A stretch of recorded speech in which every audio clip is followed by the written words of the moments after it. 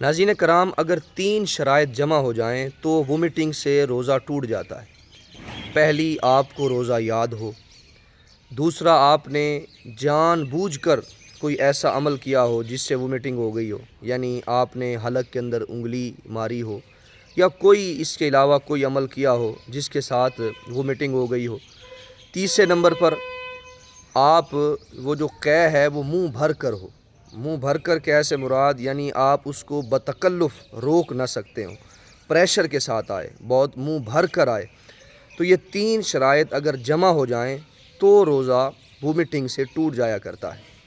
اب مثال کے طور پر آپ کو روزہ دار ہونا یاد نہیں ہے، آپ نے وومٹنگ کر دی، جان بوجھ کر دی، تو آپ کا روزہ نہیں ٹوٹے گا۔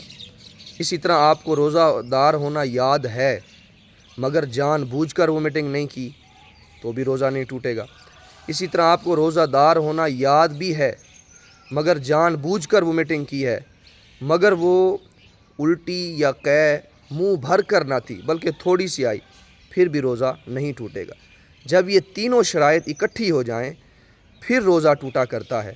پہلی، آپ نے جان بوجھ کر کوئی عمل کیا ہو جس کے ساتھ قے آ گئی ہو، قے منہ بھر ہو، اور تیسرا، آپ کو روزہ دار ہونا یاد بھی ہو۔ یہ تینوں شرطیں جمع ہوں گی تو وومٹ سے روزہ ٹوٹے گا، وگرنہ نہیں ٹوٹے گا۔ جزاک اللہ۔